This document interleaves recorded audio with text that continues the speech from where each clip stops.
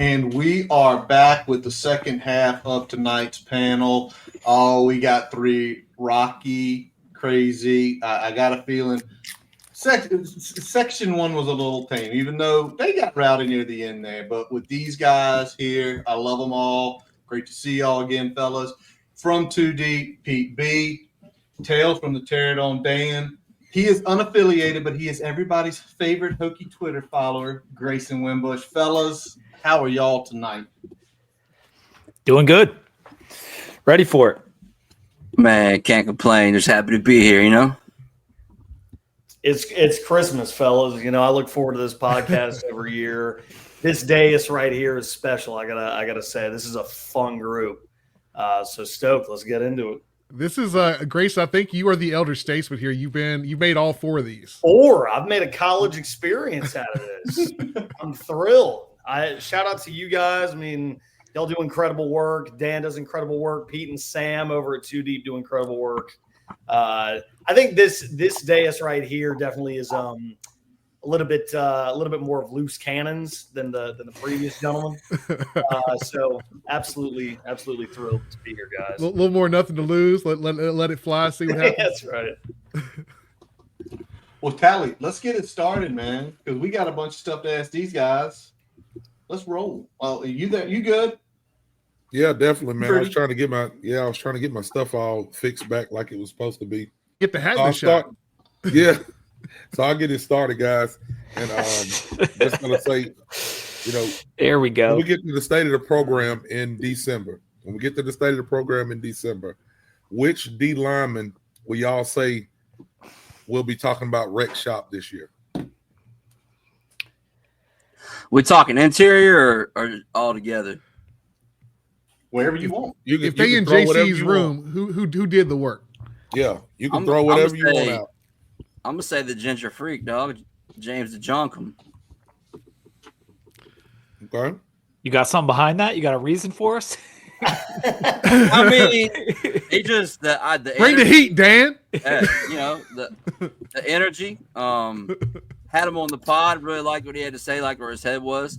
I think him and Ben, not Ben Brown. He's a pitcher for the Cubs, but the other Ben, other Ginger. Yeah, Ben Bell. They're gonna have. I think they're gonna. You know, I think we have some guys in the middle. They're gonna clog it up, and I think that Cephas is gonna set those 2 dudes up to raise hell. Grayson, what you got on this one? Dude, I'm going to say I really am excited about North Dakota State transfer, Cody Huseman. Pardon me, did I butcher that? I'm excited. We're going to learn his name. You pulled a Curtis. It's all good. It's all good. It's Heisman, right? Like the trophy. Is it actually Heisman? Is that Heisman, but not spelled the same. Not spelled the same, but it's pronounced like Heisman. Yeah, Cody Heisman. So yeah, but on the defensive line, I'm actually.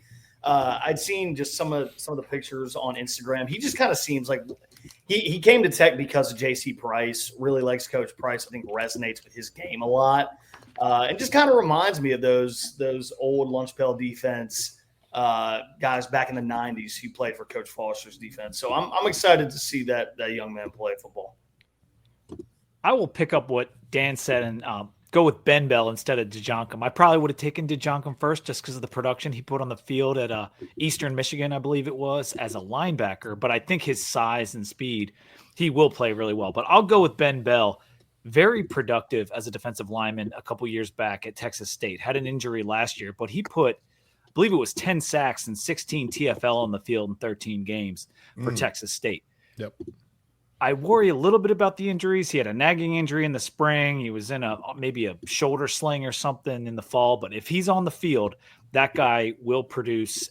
J.C. Price has a tendency to get the most out of these transfers, even in year one. Peebles and APR both got drafted because of their play at Virginia Tech. And so Ben Bell, I think, could be the next guy there. There's some other interesting names, and I love what I think it was what Grayson just said. Like Heisman's going to play a lot of snaps. Like he as probably as a backup because it's Gilliam and Copeland in the first string. But with J.C. Price, when he got giddy in that one moment in the post-practice thing where he was talking about Copeland and how he could be a dominant player, he's high up on my list as well. Yeah, I mean, it was interesting. So we had we had Jonkum on a couple weeks back, and I mean, talking to him, that's a football player. That's the type of like swag and confidence and ability that I think we really want from that position. So I'm really excited to see what he kind of brings to the table. Curtis, I'll let you kick off this next one here. Can I add to that real quick? My fault. Yeah. No, you're not allowed. You had your damn chance. Hey, bro. Look, man. Yeah. Well, go ahead. I want to say the kid grew up in Northern Virginia, been a Tech fan. Didn't get an offer. Ended up going the JUCO route. Did the JUCO grind. Ended up at Arizona State. Liked it, but realized like, hey, I need to go somewhere when I enter the portal that I can play. Went to Eastern Michigan. He balled out there, and then he finally gets a chance to come home, and all his family gets to come watch him now. That, like, APR had a similar path. I mean, he went to Florida and came back, but, like, I like these Virginia kids that come back that really want to put on for the home state, and it's their last chance to make it to the league. I think that dude is going to go crazy this year. I like what you just said there. Virginia kids coming back home. And we've been talking about the edge guys and guys we feel like are going to make, like, ruffle noise. But for the first time in a long time, look at Emmanuel Hickman, 6'3", about 310 pounds, a Matoaka kid, South Side here. Grayson, you know where I'm talking about? Brian. To think about that would like being like right at 3 Bills and knowing what we've seen from San. We're losing you just a little Curtis, bit there. We don't have you there, bud. Can you hear me now? Yeah. Yes. Lean in. Microphone, trying to adjust to it. The old one was crazy. But with that sort of meat on the inside, it's like, why are we talking about them wrecking shop? Well, if they're keeping the buys on the back end clean and they're able to take doubles where it's Jonkum and Bell coming off, where it's like, we have to worry about these guys. That is exactly why I'm excited about him, maybe more than anybody, just sheer size. All right, let's go to the running back room. We got a bunch. It's not a depth issue. Let's hope to God that it is not a usage issue like last year, because there were usage issues. We can get to the Syracuse game. That pissed everybody off, but let's not do that. Who's going to have the most yard from scrimmage? Pete B.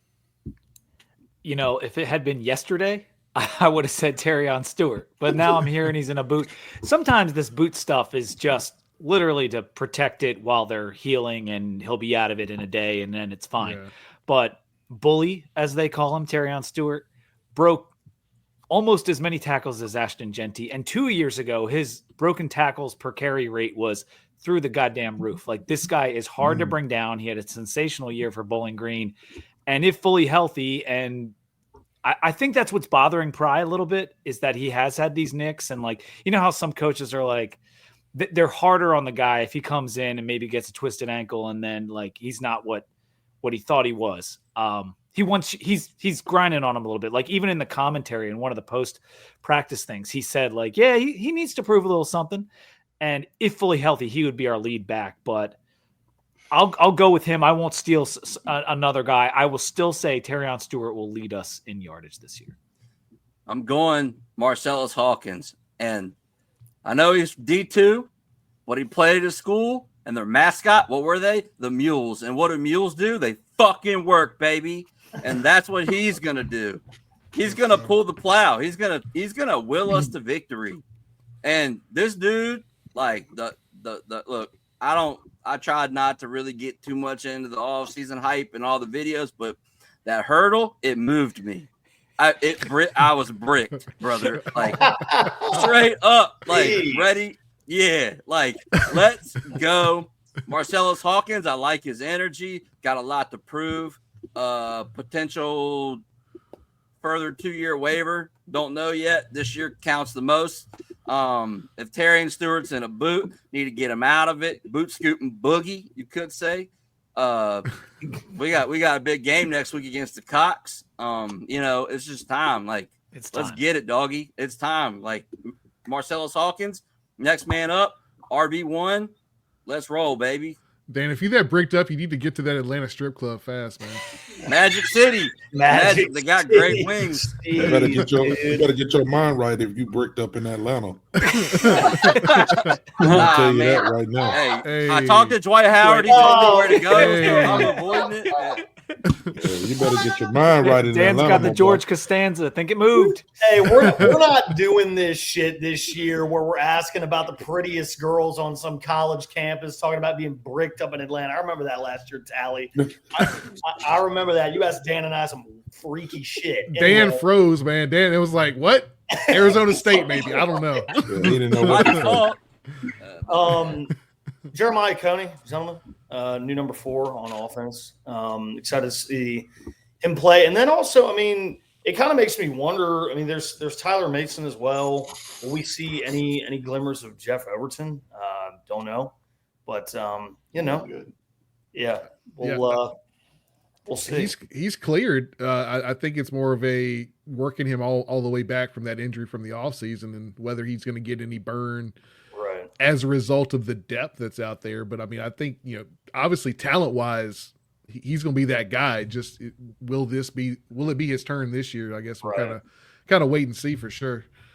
Braden Bennett, I should say, deserves a mention.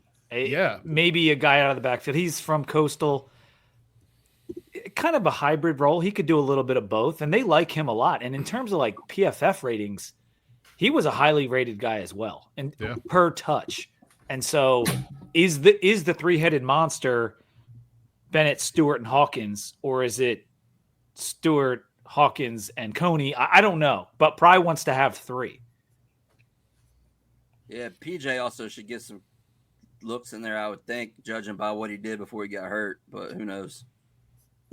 He had that great run against Miami in that game. Yeah. Phantom hold and call. Phantom hold. Unreal. Yeah. Unbelievable. Very bad injury luck last year behind in the running back field. Like if Prelo hadn't gotten hurt at the time that he got hurt, we needed a back because Tootin was banged up. Like he really could have had, like it could have emerged had he not gotten hurt. I was disappointed to. You mean ran the ball more than like 6 times versus Clemson?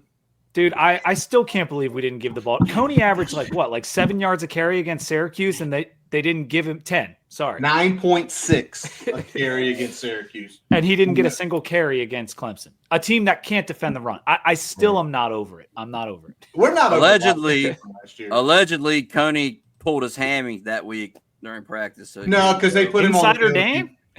Dan. If you go back to that game, they put him on the field a few times. If he had that sort of hammy, they wouldn't have did that. He was on the field for a couple minutes. He broke his hand or something. Something was, you never know, man. They had so many injuries and stuff, and they happen. I know that they're there, but we shouldn't have lost to Syracuse. We shouldn't have lost to friggin' Syracuse. Shouldn't have lost to Vanderbilt either, but we can keep going. We can keep going. Shelton, you're up next, man. Toss these boys a bone, see if you can get them to fight. Yeah, let's talk defensive backs. So we got a couple rooms here. First off, cornerbacks, incoming transfers, Isaiah Brown-Murray, commonly referred to as IBM, which I think is a pretty cool nickname. Caleb Brown comes in from Hawaii, and then you got Joseph Reg in from Wingate. Obviously, the returners, Dante Lovett and Thomas Williams. And you can throw in Josh Clark there, the redshirt freshman. Now, the safety room is interesting because you've got Quentin Reddish coming back. Obviously, had that kick return touchdown against Clemson, which was his big highlight. But he had a few valuable snaps last season. And then you got the 4-headed transfer quartet, Christian Ellis, Sherrod Coble, Tyson Flowers, and Isaiah Cash. So between the cornerbacks and safeties, which room gives you guys more pause? Which are you more confident in? Which are you more kind of looking forward to seeing play? We can start with Pete and kind of work our way out. I think it's got to be corner for more concern, just because the depth at safety is better. If we had Josh Clark, we know he's injured right now and is probably going to miss the entire year, I would feel differently. As a whole, I love the DB room, but I think the concern on the outside is behind Dante Lovett. Like, who is that number 2 corner? Yep. Because IBM is a nickel / safety, and we might do a lot of 3 high safety looks where IBM could be on the field. So I know he's been playing a little outside, but his requirements will probably be at nickel or as a third safety. So I am concerned about an outside corner. Yeah, I would say before Josh Clark got hurt, I was really excited about the corners. I was really excited for what Josh Clark had the potential to bring to the field, but that's not going to happen this year, unfortunately. So I'm thinking I definitely have a little more concern about the cornerback room by default. But I do. I mean, they've said good things about the progression of JoJo Krim as a true freshman, Knowledge Harrell, Jamar Deloach, but Thomas Williams, he's been here. He was here last year. He has a little experience, so I figure I don't know anything about Caleb Brown. I know he came from Hawaii, but that's all I know. And IBM had a lot of good things said about him from East Carolina, right? Yep. Hawaii And, by way of Alabama. Yeah. Get that shit right, Dan. Oh, my fault, bro. My fault. But He's yeah, a West Coast kid. He a deep South kid. Yeah. He don't give a piss about nothing but the Hokies now. But what I'm saying is, CB2 would obviously be more of a concern just because we don't know. I mean, we don't know about the safety room either, but I know like they got like 8 of them to come in, so I would think at least 2 or 3 of them will be serviceable. I like Isaiah Cash's film a lot. He brings the boom. Sherrod Koval, you hope works out. It's another Virginia kid coming back. So like we want that success story, and we wanted him bad to begin with before he went to Clemson. So yeah, I would cornerback room. Long story short, or short story long, whichever. Yeah. Pete and Dan, I mean, really covered most of the ground there. I mean, for me, guys, there's just so many new names this year. I mean, like as we just kind of watch the first couple of weeks, I'm literally going to be sitting there with the roster up on my laptop, like, who the hell are these guys? It's so many names in that secondary that are new. But I'm like, there's so many new names in the secondary. I will say, I mean, there's plenty of depth in the safety room. We've acknowledged that now ad nauseum. All I'll say is I am such a diehard fan of Dante Lovett. I cannot wait to watch that kid play. He is such a dog. He wears the stick proudly. I mean, we've had a lot of dogs wear the number 1 in the past, and he's absolutely filling those shoes. So, and I'm so glad he stayed. I was so worried that at the end of last year, just kind of based on what happened, he was going to hop in the portal and get the hell out of town. So the fact that he's back in Blacksburg, thrilled about that. To Dan's point, I am excited to see Koval play.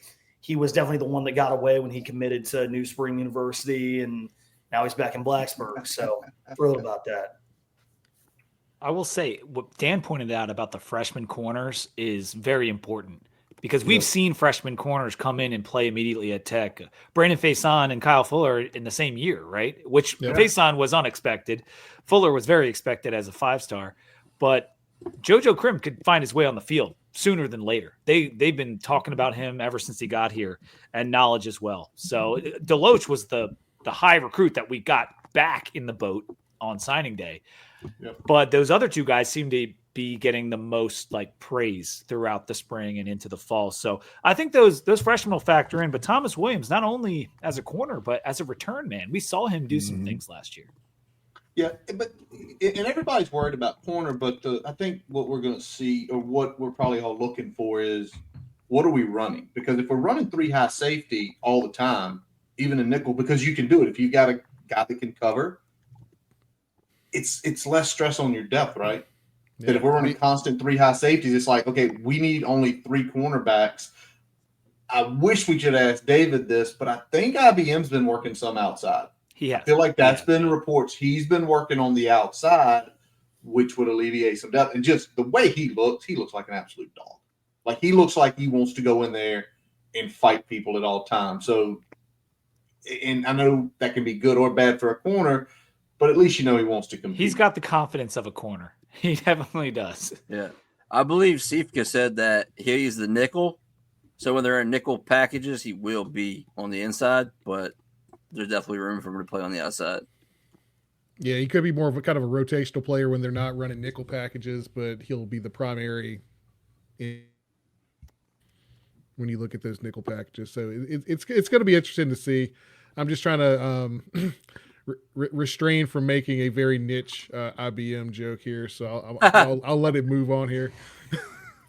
But I mean, Yeah. Pry has shown the ability to. He'll play a freshman. I mean, Breon Murray was awful when he played Mansour Delane, who died and went to heaven. I don't know. He's at LSU, but they will do it if it goes bad enough on that side. So Yeah. Well, again, it's one of the Callie. You've talked about this in the past about the corner position, and you played college ball. It's one of those that can flip easy. Yeah, definitely. Corner's one of those, it's, I ain't gonna say easy to get on the field, but it's one of the easier because it's all about skill set. It's all about what you have. As long as you got the size to kind of be able to bang against a wide receiver, which is not going to be a lineman. It's all about, are your hips open enough to dance with this guy in front of you? And a lot of these kids nowadays they can come straight out of high school and be ready to play.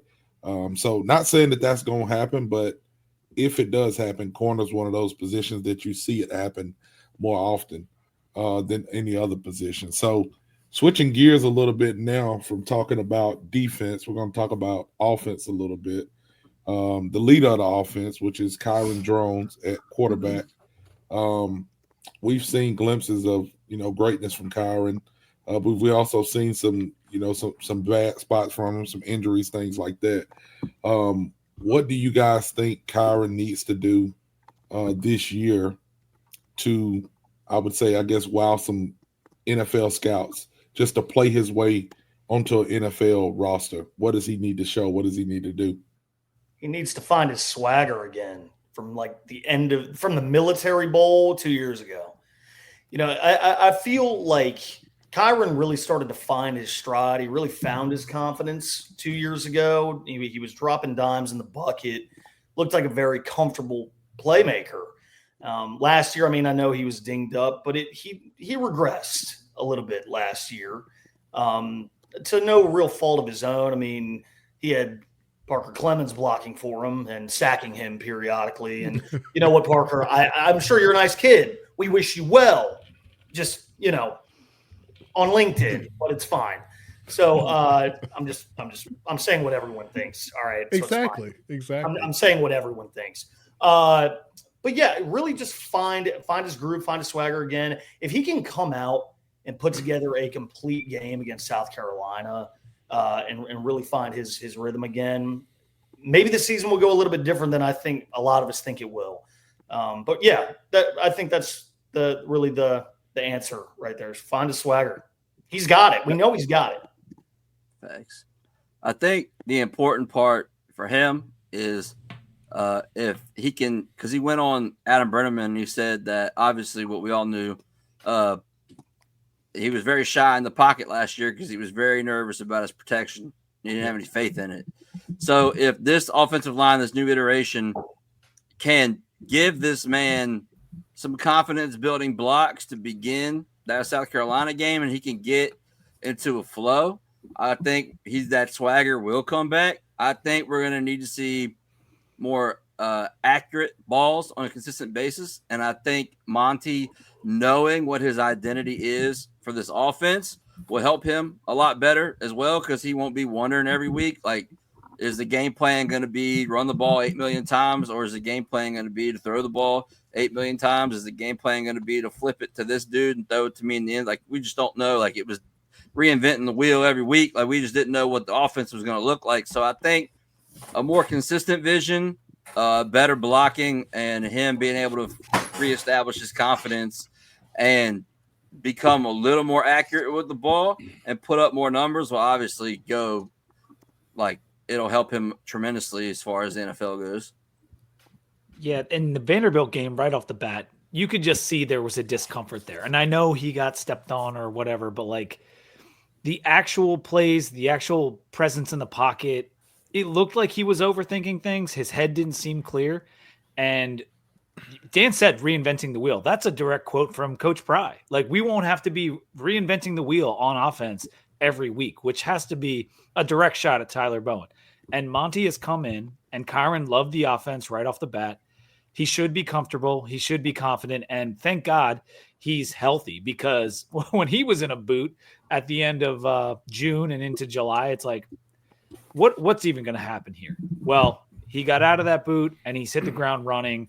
And from everything we've heard, he looks good, looks like the old Kyron again. So if the protection is better and his head is clear, and maybe his clear eyes, full heart, that's right, baby. That's right. No, but it's the offensive piece of it with Monty and him being on the same page, in addition to the O-line, is huge. Like, it's absolutely huge. And when you bring in 2 new coordinators, you don't know how it's going to go. But just hearing how much he likes the offense and Monty's history with more mobile quarterbacks, it has me excited.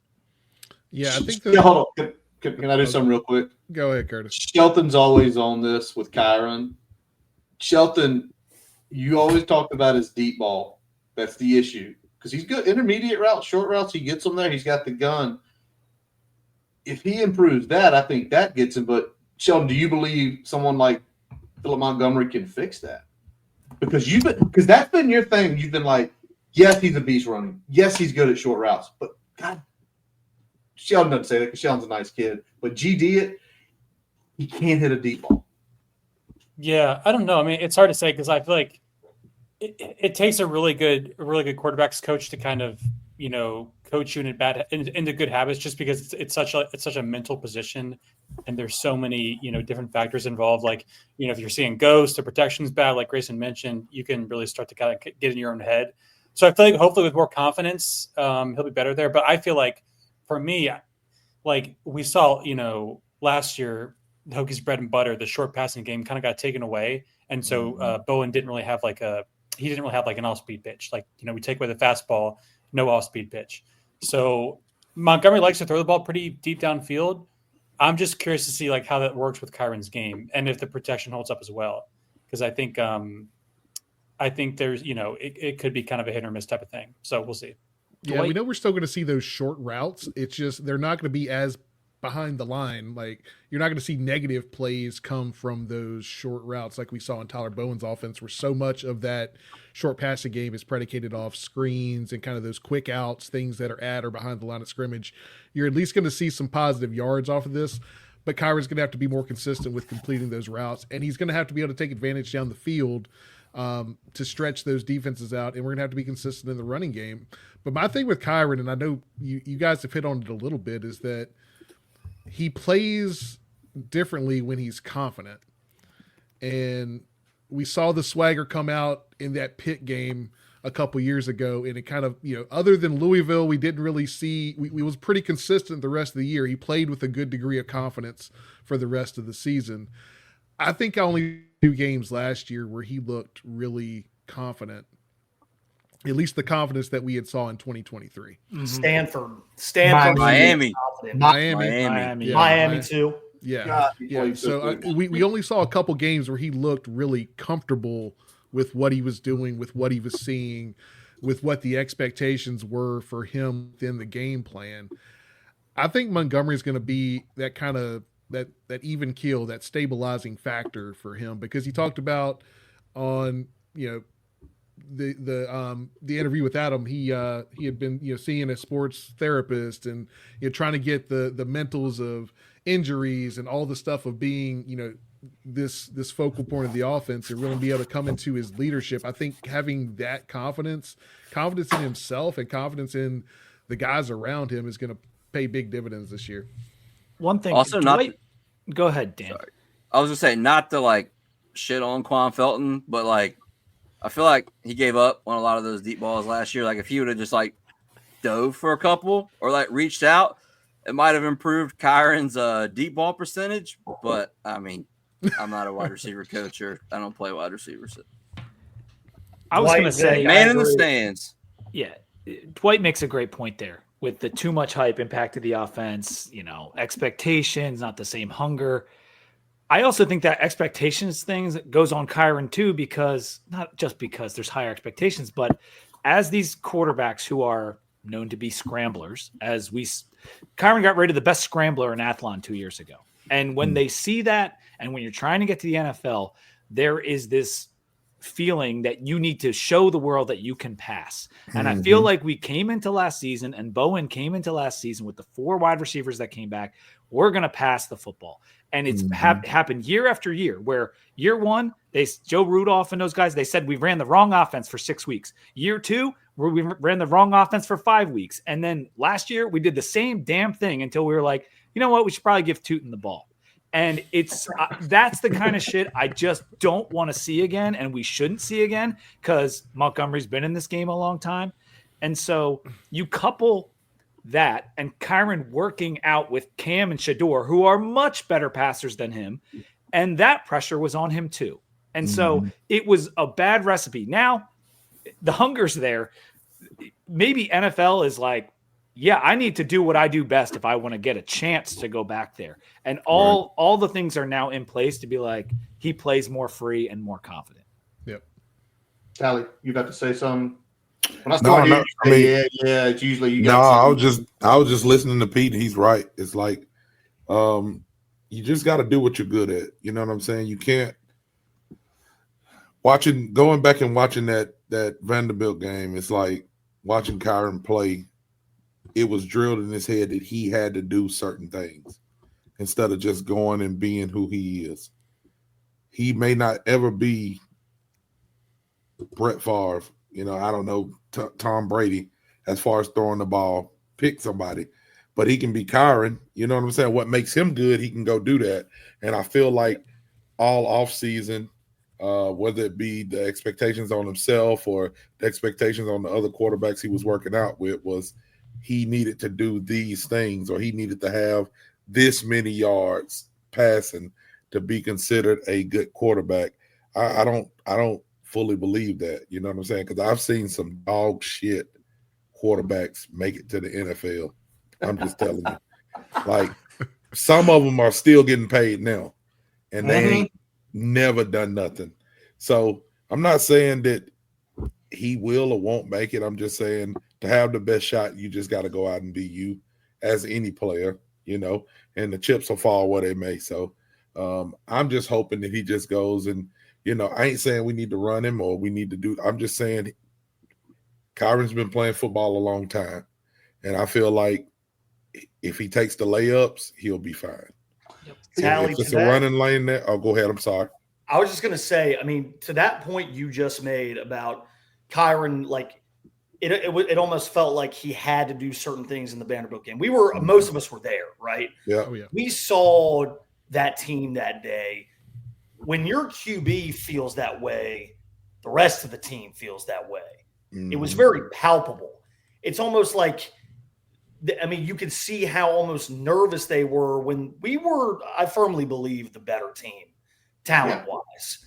But it's like we just couldn't get out of our own way, but it starts with Kyron Drones. It's like he just seemed uncomfortable. And as a byproduct of that, the guys around him, you could see it. It was very apparent. Yeah. And so versus South Carolina, you can't go out there into that big ass stadium in front of all those people and feel like you got to do something. You got to go be Kyron Drones. Yeah. Yep.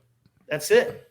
And we got to go be Virginia Tech. You know what I'm saying? We can't go be Alabama. We can't go be anybody that we are not, is what I felt like we thought we were last year. Coming in with those expectations, and people getting paid plays a big part in the game. It's like, let's keep it real. Like, I love the Lord, and I actually like going to church. But if I won like $5 million, I don't know that I would go to church Sunday. I would go back eventually, but I don't know if I would go Sunday. I probably would find some other stuff to do before I go to church. You know what I'm saying? So bring that into like football. Praise God. A lot of these players, you know, get NIL, and I ain't saying that they didn't have no money, but they get a good sum of money, and they find other stuff to do besides working or what their routine is. And I feel like that's kind of what happened, or that's what's happening all over college football. You know, I got Telly, you frame a metaphor like nobody else. I'm just saying, man. I'm trying to bring this thing because I know not everybody has played sports, and I'm not saying I played so much sports, but I'm just saying some people who watch sports really hadn't played. Some of y'all out there want to tell people what to do, and you really ain't played, and that's okay. So I try to put it in a place where everybody can relate to it. You know what I'm saying? It's like you probably go to church and worship something, so you kind of understand what I'm saying. But when you get paid, when you start getting paid, though, it's different, man. And when you watch some of these players, and you're like, dang, what happened to him? Or dang, what happened to him? This person is trying to get paid. This person just got paid, and it looks different. So I feel like we've seen some of that last year, and I'm hoping that this year all of that stuff is out the window. And I ain't saying like I want to be the underdog. I just want to be who we are. Like if we're ranked 50, let's go play. If we're ranked 15, let's go play. I feel like last year coming into that Vanderbilt game, we thought we were going to walk in there and it was going to be a cakewalk. And when we realized it wasn't, it was like, oh shit, what do we do? Yep. You know, that was the feeling through the whole game. So this is going to be a little bit. This is going to be a little bit different. I'm not saying we're going to go in and win because I don't know. I definitely don't even want to get to that right now. But I feel like South Carolina has the pressure on them more than us. Oh, 100%, 100%. Sean, absolutely. I'm gonna disagree with what Sean's got up here because now it is what you do in high school is what's getting you paid in NIL. It used to be high school, college, then NFL. But I'm gonna make one quick statement before we pivot to the next question here, and that's this: we know Philip Montgomery basically had been recruiting Kyron Drones since he was in high school, right? He was, I think, first, second offer was from Tulsa when he was like a junior in high school, very early. So he knows who he is as a person. He's met him, obviously. And I think that might go a long way because for what he was doing at Tulsa those years, we all saw it. We saw it in 15 when he was running it. And then subsequent years later, could he be the guy that unlocks every piece of potential? Because we're going to run you some. We're going to improve short passes. We're going to improve the deep ball. Because I saw you at 16. There was a reason I wanted you to come to my team to play. There was a reason. And now, you know, how many years later? 6 years later, the opportunity's arisen. So we'll see. But let me take the next one here. Let's go to defense. Defense, because everybody knows that's how you win championships. If Sam Seekis improves this defensive metric in 2025, y'all think about it and give y'all a second. Metrics, all that stuff up. If you need to pull things up, think about it. If he improves this defensive metric in 2025, the Hokies can be a top 25 defense. Tackling. That ain't a metric. My bad. Y'all go ahead. That's a technique. Y'all go ahead. No brainer. Situational football, last 2 minutes of the game. If you look at the Hokies record before the final 2 minutes of the game, Brent Pry is a god, and he's on his way to a statue, and he's won ACC championship already.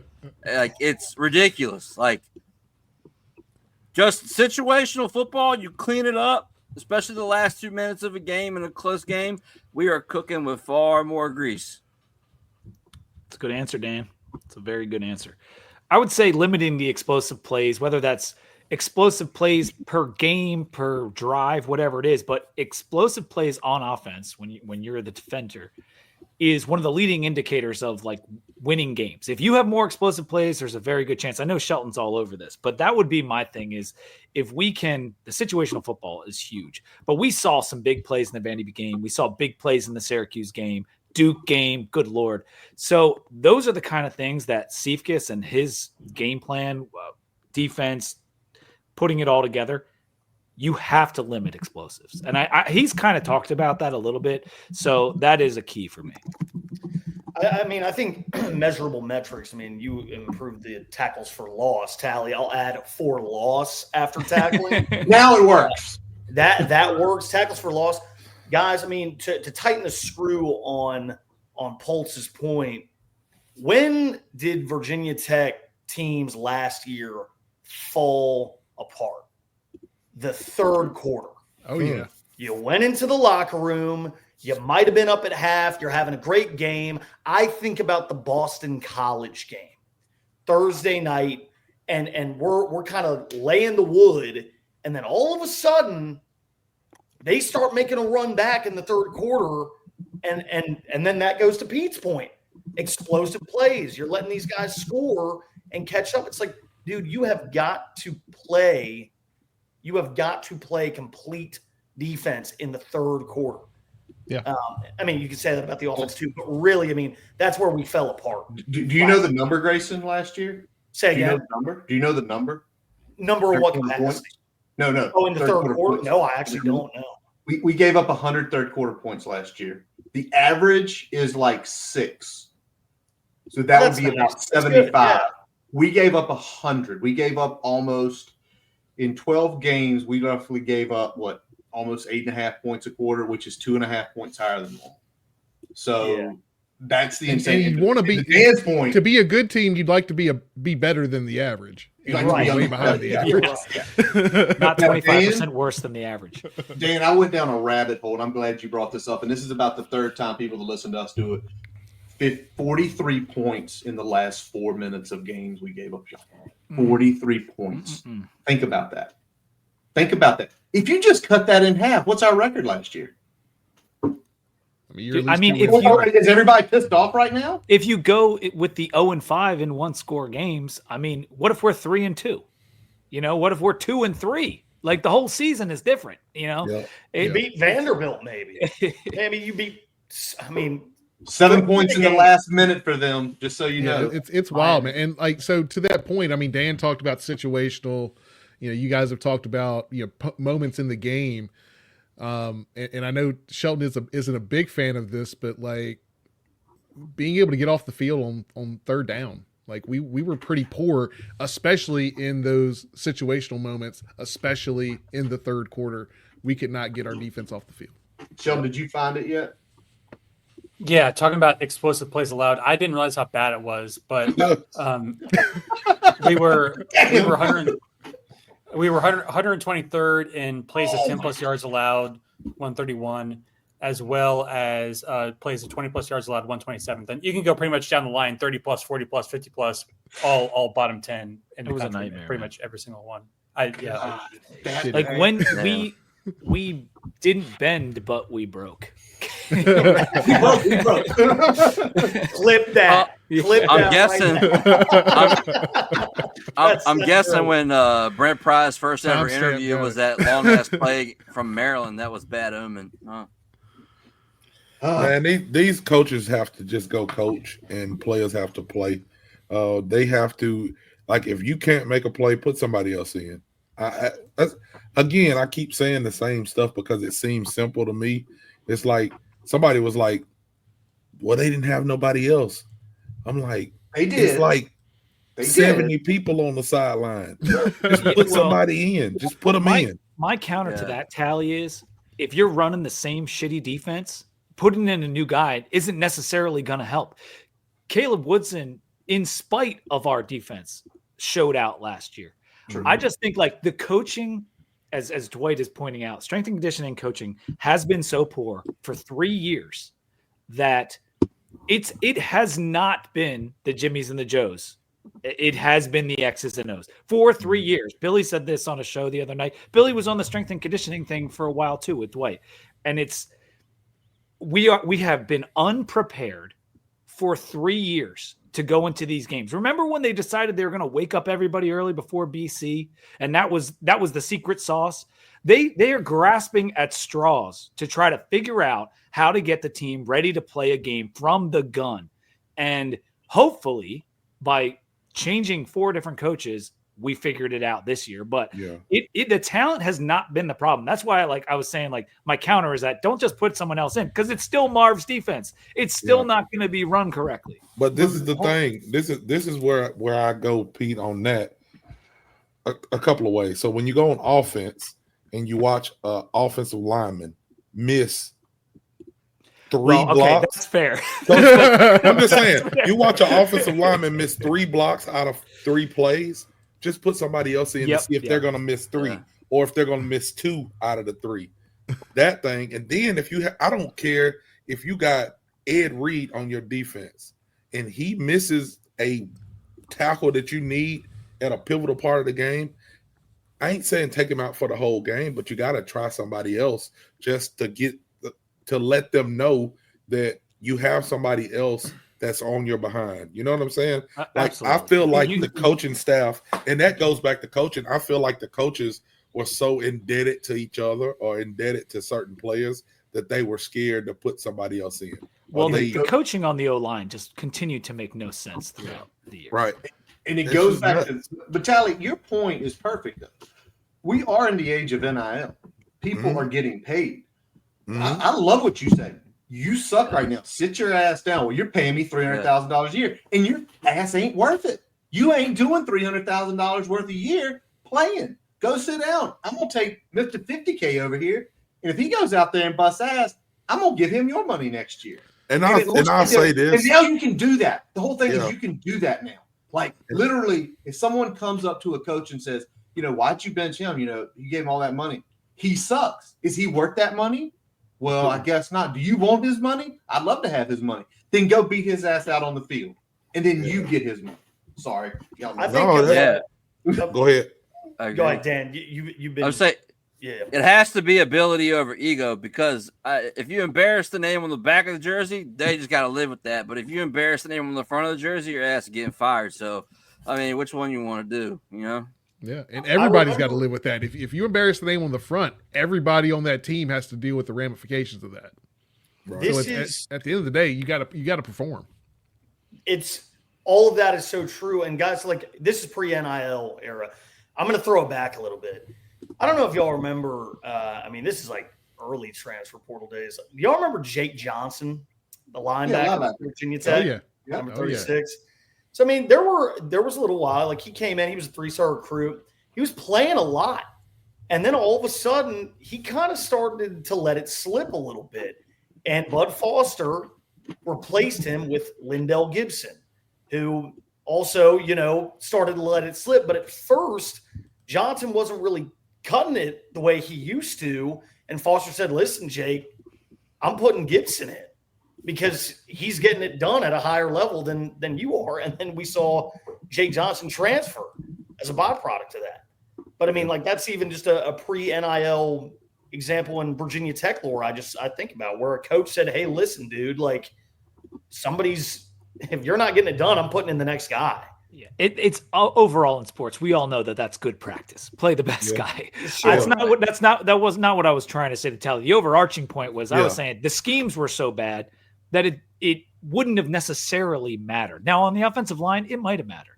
And we've seen that with Montavious Cunningham, who couldn't get on the field under the last offensive line coach. They're now saying could be our best offensive lineman this year. So, there was a lot of issues in the coaching department last year. Well, it's wild that he could get on the field last year and then turned around, and this year he was probably the primary reason that a Bob Schick transfers to Oklahoma State. So it's a very interesting thank God for dynamic. Matt Moore. And thank God for Matt Moore. Absolutely. Thank God for coaching change. All of the coaches we had. Who was it that talked about it? It was me and you, Tally. We talked about it at some point. Yeah, but I'm just saying, like, tonight somebody was talking about just the turnover in coaching, or how bad of an idea it was to hire a brand new coach and a brand new coordinator. Probably Mike McDaniel. That sounds like something. I can't remember. We had all of these.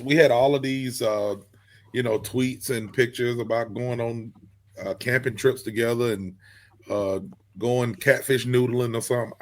I don't care about none of that. Like, I don't care if y'all are friends. I hope y'all hate each other, but y'all just want to win. Well, you know what I'm saying? Like, I want to see coaches that are going to challenge each other to be better.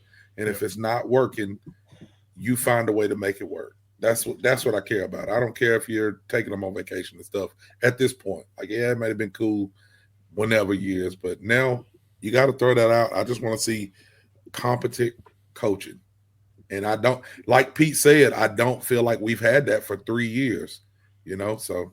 Yeah. And Tally, to your point, I think it can go in the other direction, because we saw how much the wheels completely fell off at Florida State last year. So, like, the culture and the dynamic of the team chemistry still matters, but because of NIL, it probably doesn't carry the same weight that it carried a decade ago, right? So you're going to still need to juggle that. But to your point, I don't think that's moving the needle for, especially recruiting in the offseason or anything. What's moving the needle right now is, do you fit what I do well, and are you going to pay me? It's true. All right. Sheldon's got to head out of here. So he's got one he wants to throw to y'all, and I'm sure this is going to – Sheldon, since you got to dip, put who your guy is before you dip out. Yeah. Well, so we're talking defensive players. We've talked a lot of guys tonight. IBM, James Jonkum. We've talked, safeties. My question is, who do you think is the most important player on this 2025 Virginia Tech defense? And before you give your answer, I will say I'm going with our defensive end, who I've heard some good things about during camp. That would be Ben Bell. Very highly touted guy out of Texas State. I think he's going to be a big difference maker for this team. So give me your guys' top player for this 2025 defense. Dante Lovett. Ooh. Dante Lovett. Caleb breakout season. That kid's going to be a star. Yeah. And I'm really curious to see how he plays against South Carolina. He's going up against Lenora Sellers.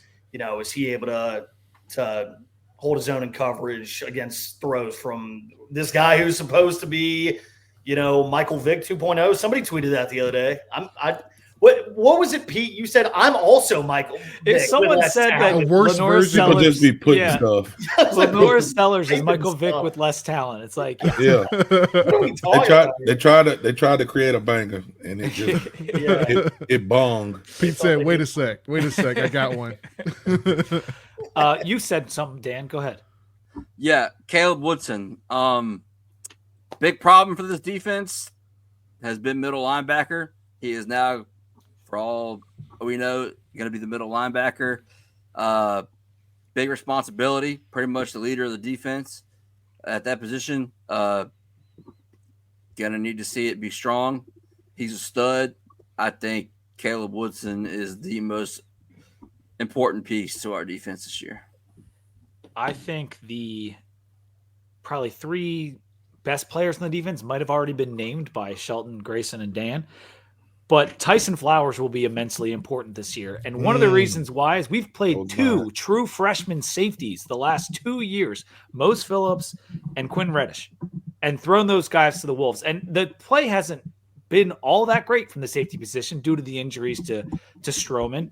So bringing in a veteran like him, who when you hear him talk and you saw the interview with Colby, like that guy's a stud. Like he is going to be a stalwart back there as long as he's healthy. He's older. He's a redshirt junior. He's his fourth year of college football. So I am looking forward to him quarterbacking that new look defensive secondary. And I'm excited to see what Tyson does because I think he's going to be a big part of this defense. No, that's good, Pete. I was thinking the same thing, just because of how many deficiencies we've had back there. I'm not going to say best player on the defense, but most important, which is what the question asked. I would have said the same thing you did, just because if we're playing Q back there, Q's still going to have a lot of growing pains, and you're going to have to pair him with somebody who can overcome some of those growing pains and with some experience. Because last year, if you had Q and you had Most back there, that's a youth movement. And we know Most would come up and hit you. Like, no disrespect to the kid. He would come up and hit you, but he would be out of position and hit his own player, and then somebody score a touchdown. The Duke game was really bad for the safeties. Right. And this could be a total game changer if you have two guys back there knowing what they're doing. Right. And that's perfect way to put it. So, I mean, I don't even know that I would have said Flowers' name because I don't even know who. I haven't paid attention enough to know who's going to be back there. But that safety position, it's a cast of characters, man. Yeah, it really is. Safety There's position is definitely important this year. Yeah, and and we I haven't want even Flowers to be mentioned good Sherrod because- Koval. I mean, Yeah, Yep. He's kind of, what's crazy, Brian, is like, I feel like, I mean, Dan mentioned him already once tonight. Koval's kind of been an afterthought, and not in a disrespectful way. It's like no one's really talking about him. yeah. I feel going into this season, and I mean, he was such a highly touted recruit out of Virginia, going down to Clemson, and I mean, it was a big deal when we Didn't he come in hurt though? Yeah, He's been nicked. I don't think he A lot played of much time, during the. Well, during he 2 spring years ago practice he and was stuff. playing really well. He got hurt, and then Yeah. he had to come on the field last year after an ACL, and he actually played like okay in the time period that he had to play. So healing up from that, could he give us more? Like, I think he could. It's been a tough road for him though. Obviously, Yeah. like you don't end up back here from Clemson unless some things have maybe gone a little haywire. But between him, Ellis, Cash, like we've kind of alluded to it, like we're gonna find enough pieces because I think it's Q and it's Flowers to start. But Right. there's enough here that you really have some nice depth. Yeah, and I know Pete. We talked about it after the spring game. Like Ellis probably looked the best overall in that game, but then I know he got nicked up shortly thereafter, and seems like he's a little bit behind Flowers and Reddish at this point. And I know Reddish didn't get a whole lot of burn during the spring either, but it's good. I think they're going to play a lot of guys. I think you're going to see at least of the names we've named, at least 5, maybe even 6 of those guys getting pretty considerate burn in the safety room. You see that? I mean, comment. Go Dan. And then you got the dark horse Jordan Bass. Like we don't know, is he going to redshirt? Is he going to play any? Like looks pretty good in practice, but a little undersized, a little hurt. Like we don't know. It's going to be a carousel of friends we made along the way. The answer to this question, gentlemen, really is who's the most important player. It's every single friggin' one of them. Yeah. I mean, just the defensive performance last year specifically, just left us all scratching our heads so many times. And that really, we've talked about it ad nauseum. Dwight Vick talked about it with y'all last week. It's coaching. And just the moment we all kind of knew this wasn't working out with Coach Marv, again, no disrespect to him, was the Syracuse game. And that game kind of was epitomized his defenses and the defenses of old. And with Coach Seifkes, like we just can't have that. Like you have to see a stark improvement across the board defensively. I loved it. I put it on X the other day. The fact that Coach Xavier Adibi is coaching the inside linebackers, dog, that fires me up. Like I love that. He was one of my favorite Virginia Tech football players of all time. Wouldn't have it any other way. So we all agree. Defense has to play with poise. We got to swarm to the football. We got to play with confidence, and we got to play mean, man. Those Bud Foster mentality, lunch pail mentality. It's everyone's important now. I like what you say. Everyone's important because I think with Seifkes, we've talked about it earlier, and I think y'all are probably seeing it too. Looking back at Wofford, understanding where he's coming from, is I do think you're not going to get run of the mill every week. I do think, and you've heard him talk about, like, we need to occasionally be able to adjust. If this is going to be a power run team, we've got to be able to adjust. We can't just – Brian, you said this a long time ago about the Fuente era. We're just going to do what we do. Sam Seifkes doesn't think like that. You don't do what we do. You do what's going to stop them. Because if you do what you do, and what you do is what they can absolutely feast on, then you're going to get killed every game. And I think it goes to a point of, I think every week, if you ask me what would be perfect, every week when we go live, Pete, you guys jump on. Dan, you talk about it. Grayson, you tweet. You want a new player. Well, Grayson, you're more than welcome to come on with anybody anytime. Yeah. I'm with you know what I'm saying here every now and again. I know. But what I would love to see is every week it's a tweeter to talk about. That was the guy this week. Tyson Flowers absolutely was all over the field. Dante Lovett put this guy on lock. They couldn't look his way the whole game. Junkum and Bell just kept coming off the edge. The tackles had nothing for them. Pause. Full go. But you see what I'm saying is, I think because of what Seifkes is, and like we talk about his mind and about like what he likes to do, I think that would be the story. It's every week there's a new hero, and every week somebody does something great. And if that's the story, then it goes back to what we've been talking about, what Pete alluded to, what Tally's alluded to. We've had talent.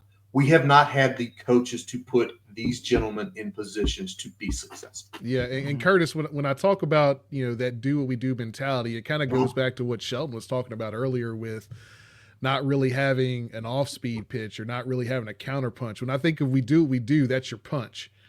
But when you get punched in the mouth yourself, you got to have a counter punch. You got to have something else that you can bring to the table and adjust and take away that element that they brought to the table that maybe you weren't prepared for, or maybe you didn't exactly think that they were gonna stack up the same way that they have in this matchup. You've got to have something else in your toolbox that can mitigate those problems that arise in a game. You've got to have those mitigation strategies as they come around. That's about preparation, and that goes back to coaching. Are you talking about when Rutgers ran the same play 8 times and gained about 15 yards of play every time? The flat. That's one of them. The flat was so open. Football is it is a complex sport, but it's really not as complicated as some people make it. I always talk. I'm not an Alabama fan by no means. They got some crazy fans. They all rednecks and I'll just say that anyway.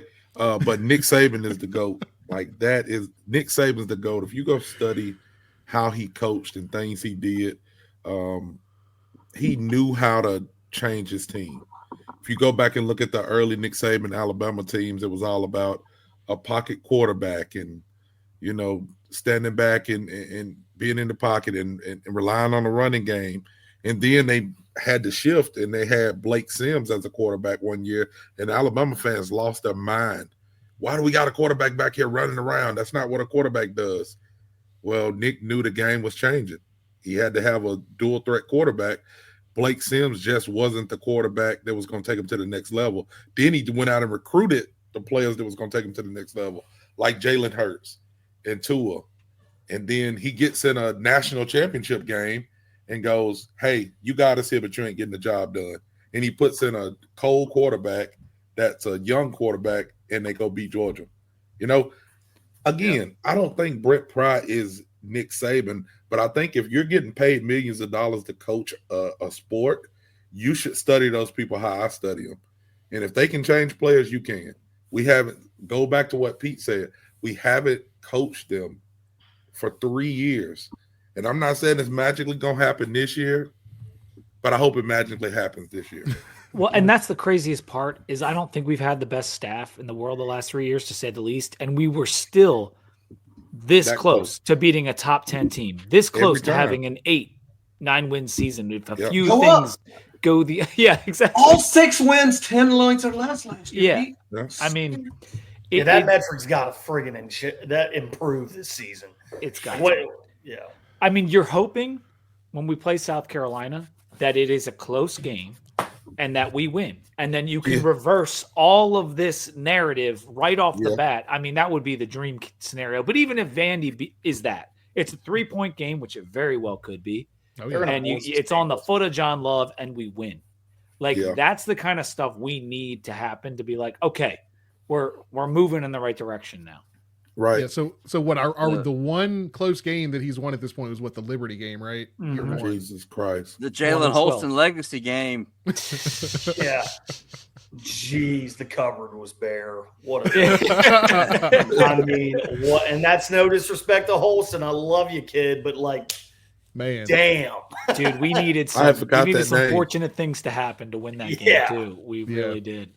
Yep. So we're kind of on it. I'm gonna actually add a little bit to this and get some perspective, because we talked about it at the end of the first segment a little bit with the Board of Visitors stuff and what Witt's trying to put together, needing $200 million to feel like you're competing well in the ACC.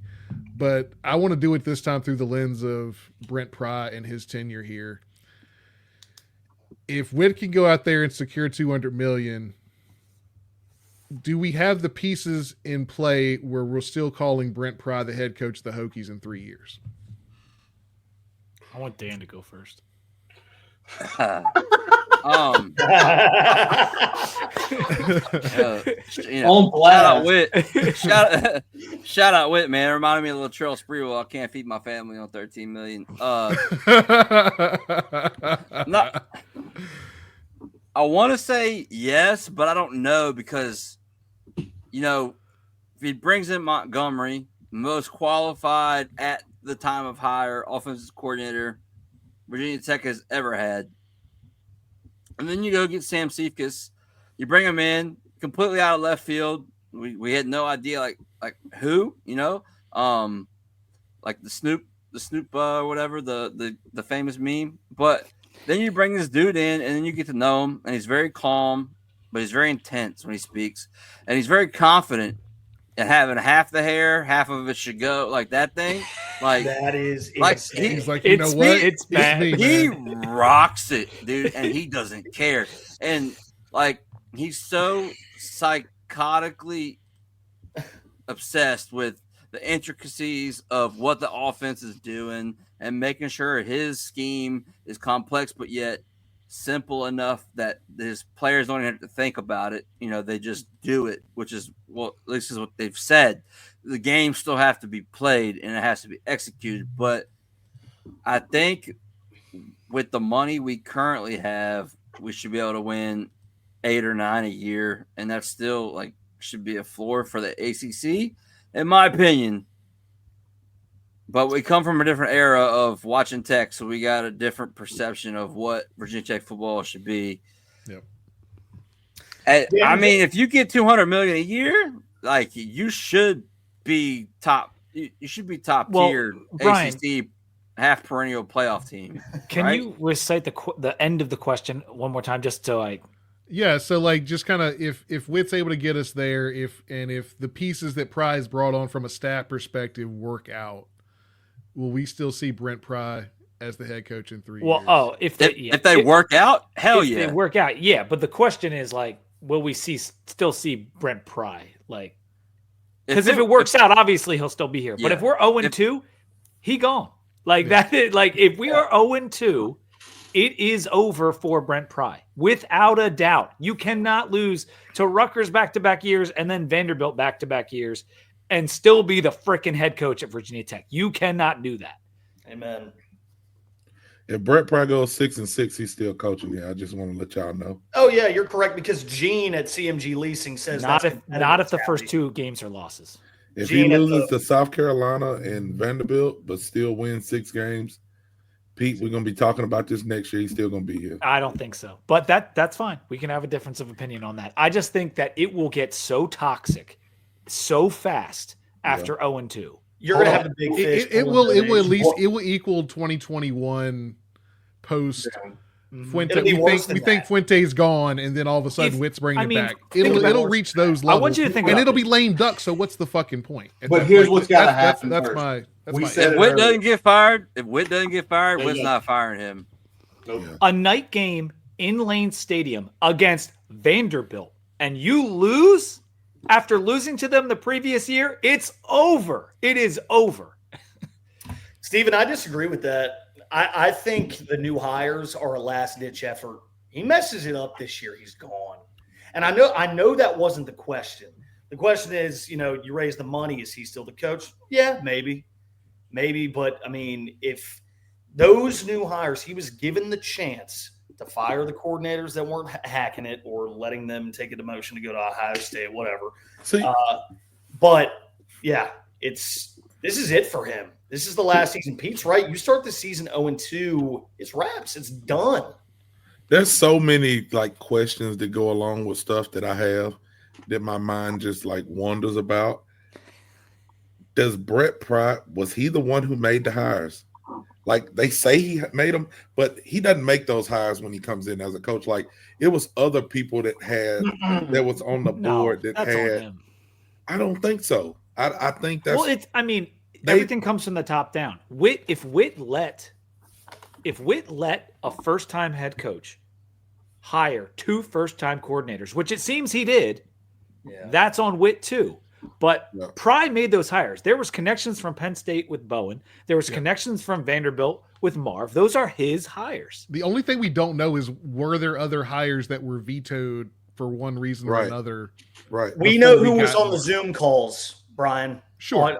when those hires were made. We know the Eye of Sauron was on there, and we all know who I'm talking about. We all know who I'm talking about. Yeah, I'm just saying, man, it's a good old boy network, and it's all about who somebody else knows. And well, let's not interview him because some people didn't get calls and some people did. So I feel like a lot of times these people watch each other's back. Again, I don't want to get into the conspiracy, but that's why I just be thinking like, I never am like, well, he's got to be gone, and this is happening. If Witt's gone, sure, Pry's gone. But I love the people getting subtweeted in these conversations. We had 70 getting subtweeted tonight. We got 4 getting subtweeted. We got JB getting subtweeted. I love it. Man, say their names. Here's my thing. Here's my thing. I really don't know what this year is going to look like. Obviously, you said if the pieces work out, which was a caveat to the question. Yes, he's still here because everything else he's masterful at as far as from a PR perspective. The shit they sent John Gruden was masterful. That was a hell of a box. Shout out to the marketing team. Can we afford it? But what I'm saying is, yeah, right. Look, here's the question. You have to pick, I think, what side of it you're on, because if you're on Twitter and you're doing all these tweets like, hey, we're only going to win 4. If your expectation is 4 or 5 wins and then he wins 6, don't call for him to get fired because he exceeds your expectation. So if your expectation is 9 wins and he only wins 5, then yeah. But if you're on there like, oh yeah, we're going to win like 3 or 4 games and then he wins 6 or 7, you can't call for him to be fired because he exceeded your expectation. But Dan, that's what they said in the Board of Visitors meeting. Jean at CMG Leasing, she said that we're competitive at 5 or 6 wins. That's what she said. Dan. She's surprised we're as competitive as we are. Yeah, she's thrilled that we're competitive. It's like, damn, I thought it should be She worse. also doesn't understand what competitive I want to say this with Curtis. I know you got something to say, but I want to say this. Pete, I know you probably got the most pull on this board right here. I need you to start talking to these people and let them know John Gruden looks like Chucky. You need to send me that stuff because I would put it to better use than Chucky. Oh my God. He's got a whole freaking closet full of it from 10 different schools. Yeah, he don't care. He ain't gonna use that. Send that to me and Dan and Pete, and we're gonna be wearing it in the stadium. I want that baseball helmet. How can I get that? Hey, he told a really good Tots Rail story, so I'll give him that much. I'll wear that helmet. I'll wear that helmet in Magic City. I'll wear that helmet to work. I'll wear that helmet in Magic City. Give me the gloves. And he got all 3 helmets. So the helmet stays on during the lap dance. 4 total helmets, right? Including the baseball helmet. They hooked him up. They hooked him up. He's never gonna call out his name again. Back me up like that. Back to what we were talking about here about the firing. First of all, my apologies. Whit Babcock has to go first. No, it's fine. Whit Babcock will have to go first. It's a messy situation. Well, because I want to ask y'all a question. Well, let's fire Pry for this year. You want Whit to make a 3rd hire? No. No way in hell. You want Whit to make a 3rd hire? Huh? He doesn't get to. There's no way. You don't get to fire. So that means you got to fire Witt by mid-October, so you can have a new AD, so you can actually hire a coach. That's what makes it all very challenging, right? And when I said Pry's done, I didn't mean like that night. I mean like for all intents and purposes, it's done. Sure, but you need to wait the next year, though. Yeah, it'll be 2026. Well, I don't know about that, but like here, let me back up. Hold on. So Pete, hold on, stop. So you're saying you're willing to get Whit fired in January and try to make a February head coach hire? No, that's not what I'm saying. I'm saying if it's as bad, and this is an if, because personally, I don't think we're going 0-2. I want to make that clear. This is all an if. If we are 0-2 and then it spirals into a bad season, you cannot wait to make those changes. You cannot wait. As we love to do, by the way. And like Pete, we talked about this on Two Deep when you and Sam had me on. We are traditionally not that school. No, we're making mid-season changes. We're just not that school. But if that happens, we have to be. You have no choice. And y'all, that BOV meeting, what that told me, and this is disrespect to no one, Whit knows in one way or another, he's not going to be the AD at Virginia Tech for much longer. Nope. Whether it's by his own doing, he resigns, whatever, or he knows, like, or I get fired first. Mhm. Because everything he knows, my job rides starting next weekend against South Carolina and Mercedes-Benz Stadium. My job starts. I'm basically on a 4-month sand dive. Imagine the stress sitting in that stadium if you're Whit Babcock. I mean, and the stress when he's watching us lose to Vanderbilt last year. Oh my gosh. I can't even imagine. I wouldn't sleep at night. Hey, Joe Rogers gave him a face full in Norfolk when that ODU loss happened. So, I mean, reportedly from him. That's the word on the street. Yeah, I was there for that. I had a front row ticket to that. Were you? Yeah. Oh, okay. I saw that happen. All right. Yeah, Well, and so under that situation, that means that you're probably, if you go 0-2 and you actually have the stones to make the move, that means you're probably firing Witt sometime in October, and you're having to get a new AD in place at the latest before the Commonwealth Cup. It's not good. No. It's not good. Unfortunately, Georgia Tech just hired him. So his name is Ryan Alpert. He would have been great from Tennessee. All right, give me 6 more names then, Dan. I can't do it, but Let's I don't know. But what I'm saying is, like, he said, "Give me 6 more." Give me 6. You can't say, "Well, the guy that just got hired." I was being a bitch. Well, listen, but we are all hoping. Don't do that. As much as it sucks, as much as we may not like what Witt has done the last couple of years, we are all hoping that it doesn't have to come to that. Exactly. We are hoping that we beat South Carolina, we beat Vandy, and we're 2-0. Right. And we're not even thinking about Whit Babcock. We're thinking about we're a 2-0 football team like that. And we just that's the dream. So we're at this point then. So go ahead, Dan. I'll let you finish. As far as the whole situation goes, I think it started with Jim Weaver. It started to fall behind there, and then Witt just didn't do enough with what he could control. He couldn't control the ACC commissioner making the regional sports network deals and that falling through. And then we fallen massively behind in money, but he didn't do enough to control what he could control. Like Nike and contracts? he went in front of this board knowing that he was about to look like shit and he was going to have to eat a lot of shit sandwiches to beg for money. I thought like he did a good job conveying how bad it is.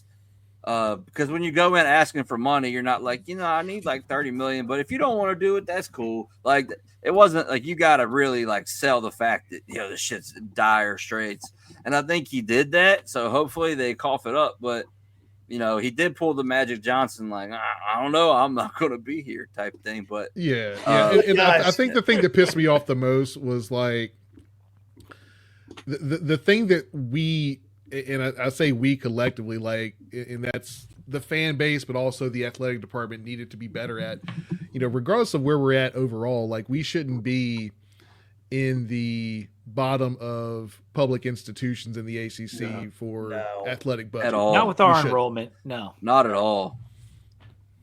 I think Tim Sands finally realized, hey, I got to do some shit here. So he knows his days are numbered, man. Because the BOP will get him out of there. There's no better motivator than embarrassment, and that dude's they all got embarrassed yesterday, and it's kind of crazy because everyone had those, whether it was David Teal or Andy Bitter, putting out the quotes, and then some of those quotes don't look very good, and whether they were taken out of context or not, they don't look very good, and those people of that ilk don't like to be embarrassed, and they kind of got embarrassed.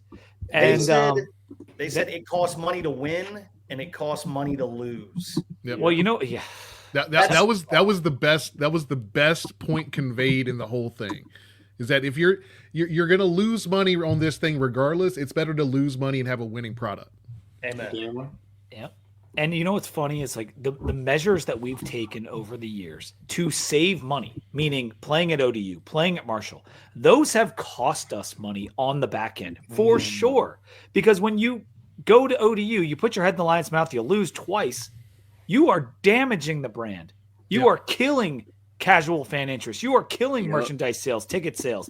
It has cost us more money with all the dumb shit skimping on Fuente's salary pool. I don't even like Justin Fuente as a coach, but we skimped on his salary pool. We lose to Liberty. We lose to all these teams.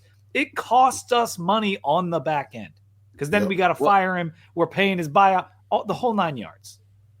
I was pretty dead after that Marshall game. I think the Marshall game wasn't about money, and it was more about they came and bailed our ass out and got us bowl eligible, so we had to go play a game there. I think that's how that went. But still, it was shitty. We should have beat their ass. Little brother-in-law deal there. Yeah, exactly. Well, let's go ahead and wrap this thing up, guys. So what we're going to do now? We've talked a lot here, but we got to get some record predictions of what you guys think, how you think the season's going to wrap up, and maybe even add a little blurb there to your explanation. And Pete, I'll start with you since you said you don't think we're going to fall flat on our face out the gate. I don't. And we could lose to South Carolina without a doubt. We could lose to Vandy, but I think we're getting one of those games, if not both. We're going to get one. Ooh. And I think the final record will be 8-4 because even if we were to go 2-0 and we look like world beaters, well, there was a time in life when we beat Ohio State and then lost to ECU the next week. This is something that Virginia Tech does. We will have stupid losses. And so even if we turn it up a notch and we win some close games, 8-4 seems like the record. I think we're probably 3-1 in the non-con, and then we'll see what happens. But like 5-3, 3-1, that's 8-4. That's what I'm going with. Dan, let it ride. So a couple weeks ago, man, I wasn't really like trying to do this record prediction shit, and then like recently, the spirit of college football has retaken my soul, and I'm juiced. I'm ready. I watched it. Yeah, I watched the Josh Pate episode of Bussin' with the Boys. I'm ready. Like, I watched that SEC stuff on Netflix, and I think it really depends on how South Carolina and Vandy go. I do think we get one of those. I'm not going to say we get both, but it is kind of weird how the script is flipped this year, where you have the media darling coming in to play the team with the hot seat coach who brought in brand new coordinators and like 30 transfers. And now Diego Pavia is also the one with expectation. And I hope we beat that dude's ass in Lane Stadium for that. I don't hate him. I just don't want him to beat us. So I'm thinking I teeter between, if we win one of those, I'm saying 8 is possible, but 7-5 seems to be the first thing that pops in my head. Without a bowl, 7-5 without a bowl. Guys, on January 27th of this year, after the season was over, it's my pinned tweet on my profile. I said we were going to win 5 games in 2025, and guess what? I got to stand on that. I said we're going to win 5 games, and I really think that's the case. I don't know. I don't know, man. After last year, you're not going to have me out here predicting a winning record. This is the show me something season. You want me to give you hype? Win a fucking football game. How about that? Like, I'm done with all this semantics and all this like hunky-dory smoke and mirror shit. No, show me something. Make me a fan again. Like, I'm always going to watch the Virginia Win you back. Grayson said you got to earn it. Yeah, come get it. They do. I straight up, and y'all all deep down, you feel that way a little bit. See, I'm getting fired up, man, because now I know college football. Now I know that my Saturdays and one Sunday and one Friday are going to be determined by 18 to 22-year-olds. And isn't that just a beautiful thing? It's the only way to live. It's the only way to live. It's the only way to work through fall. And so, guys, is it fall if you're not pinning all of your well-being on 18 to 22 college? Exactly. I said we were going to lose the first 2 games in my tweet. As the season approaches, I'd like to think we get one. I don't think it's going to be South Carolina. I had this thought in the car driving home from work the other day. I'm like, I have the worst feeling that loss or that game will end in a loss, and it will be soul crushing. Like, I could see it being like Boise State in 2010. I don't know, dude. I have that feeling. And then after that, we'll go and play Vandy probably very competitively, you would hope, right? But I say 5 wins. Good Grayson, luck. if we go 2-0, you gonna start back podcasting? If we go 0-2, will I No, start? do it up. No, if we go 2-0, if I we mean, beat South Carolina and Vandy, you gonna start back podcasting? Never say never. I love joining. It's been fun just kind of being independent. Going on with Dan is awesome. Going on with Pete and Sam is the best. Yeah. I've had a blast. You guys are fantastic. I've also said it's there's a lot of them, y'all, and I like to give y'all shine, and I'll stay behind the keyboard and be a little shit from there. Yeah. Ask for better. Well, fellas, it has been a wonderful evening. 2:47. I thought we'd be under 2, but as usual, when we bring 6 of the best content guys in Hokie Nation together, y'all bring the heat, y'all bring the info, you bring your thoughts, you bring your feelings, and that's why I love it. But with all that being said, that does wrap up the panel preview episode of the Boundary Corner podcast. Brought to you by Counts Family Pharmacy in Bloxburg. Brought to you by Moments on the Maury in Lexington. I'm Curtis Wilson. I'm Brian Siegler. Jonathan Talley.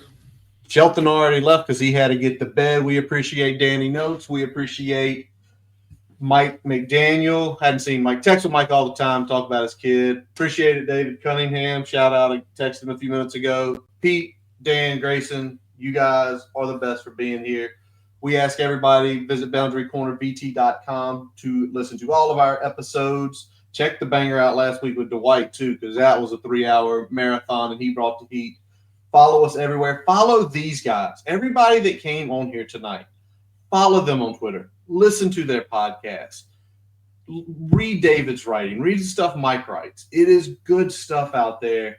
And as always, our buddy down in the Roanoke Valley, Mr. Jason Long, he plays us in. He plays us out every week. Man got back to work this week teaching kids. And next week, his wife hooked us up with something very impressive. So look forward to that episode.